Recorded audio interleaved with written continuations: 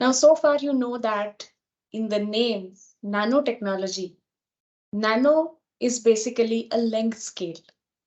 And we saw how other prefixes like centi, milli, nano is also a prefix, but a way smaller prefix in the sense that if 1 centimeter is 100th part of a meter, 1 millimeter is 1000th part of a meter, 1 nanometer is 1 billionth part of a meter. So if you take 1 meter and divide it in billion parts, one part will be 1 nanometer. So mathematically, if you want to write, the way you could write 1 centimeter as 10 raised to minus 2 meter, or 1 millimeter as 10 raised to minus 3 meter, 1 micrometer is equal to 10 raised to minus 6 meter, 1 nanometer is 10 raised to minus 9 meter. That's small. And we also saw how this length scale is closer to the length scale of the size of atoms, which is of the order of 10 raised to minus 10 meter.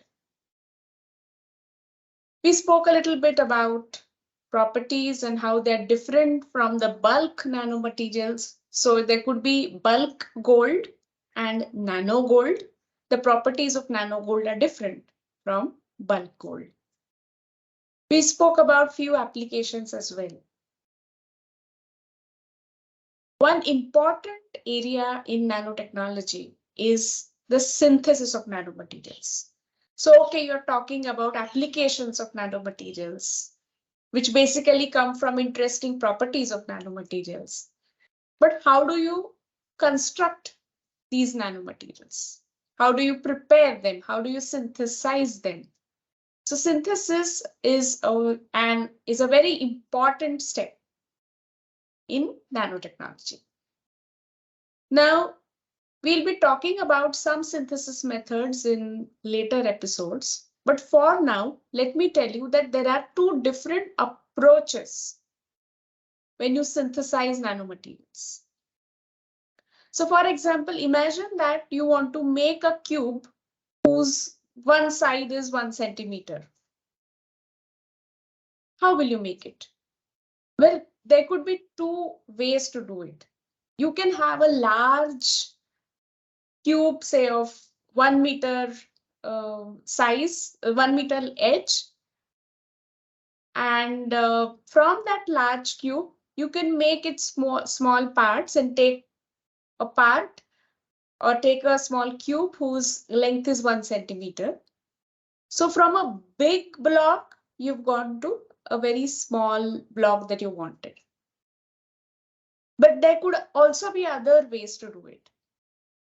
From tiny 1 micrometer blocks, if you collect few of them and together, they may make up a block bigger than them, which we want, size as 1 centimeter, the edge of the cube.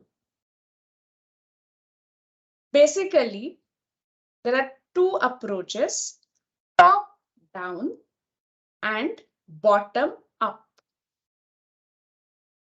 So when I say top down, you have a big piece, you're breaking it down and getting a small piece.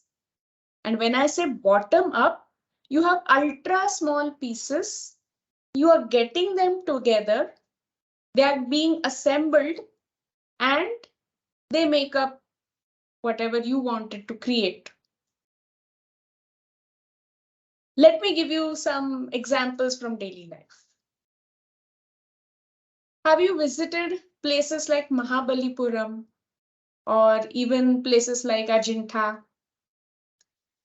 You would have seen that there are a lot of sculptures. There's a big stone and from which there is etching. So sculptors must have used stone tools. And even nowadays, people are making sculptures. They would have used chisels, this and that. And from a big block, they have gone to something small. So you have a big block, then you remove whatever you don't want with a chisel or so, and only the portion that you want remains there. So from a top, you've gone down and got a small sized object. So this is a top-down approach.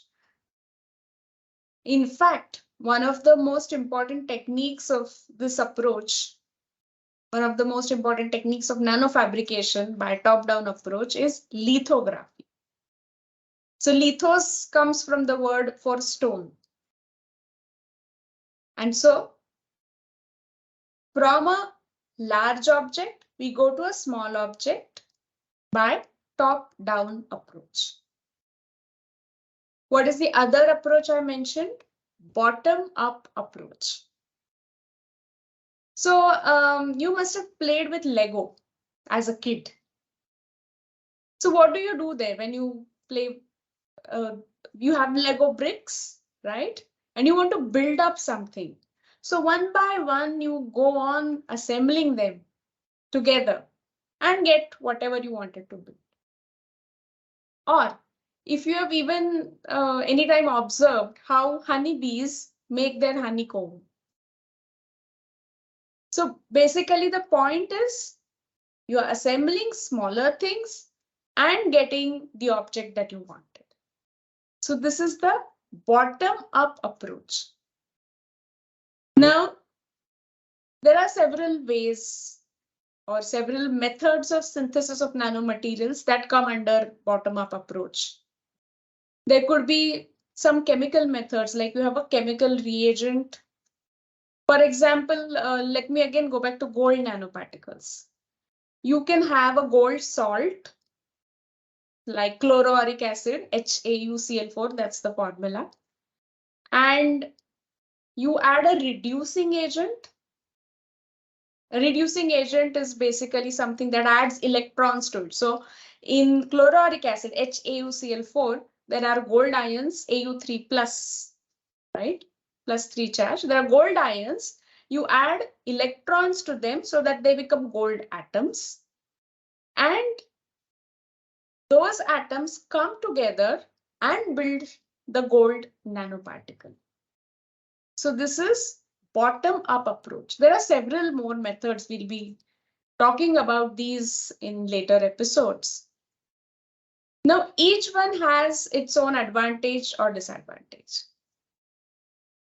For example, when you build something using top-down approach, you don't need a separate assembly process because everything was intact and you've just taken a small portion of it. While a process like self-assembly comes under bottom-up approach. So self-assembly is basically atoms and molecules coming together. And of course, we know there are forces in nature in place.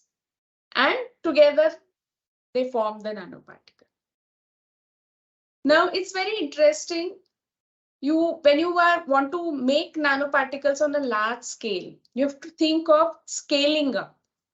So the methods that are used by bottom-up approach, scale up is not very easy because at a time you get very less yield.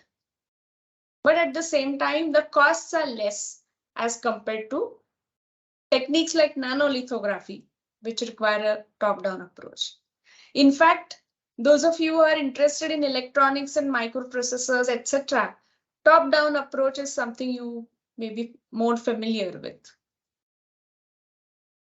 So top-down approach is more of a physical, or rather they involve more of physical processes, while bottom-up approach involves more of chemical processes, even certain biological processes for that matter. So we'll be talking about synthesis of nanomaterials in later episodes, but I want you to remember these two different approaches, top-down approach and bottom-up approach. And also think about what advantages and disadvantages each one of them have. And only when you build these nanoparticles, they can show you interesting properties. And then you can think of applications for these nanomaterials. So synthesis is a crucial, you can say, a part of the whole process. It's a crucial step when you want to learn about nanotechnology, when you want to do nanotechnology yourself. So takeaway is nanoparticles can be synthesized by two approaches, top down and bottom up. Nanolithography is a prominent example, you can say, of top down approach, while a chemical process like metal reduction method can be one of the examples for the bottom up approach. So stay tuned for many more interesting aspects of nanotechnology. I take your leave here. Thank you.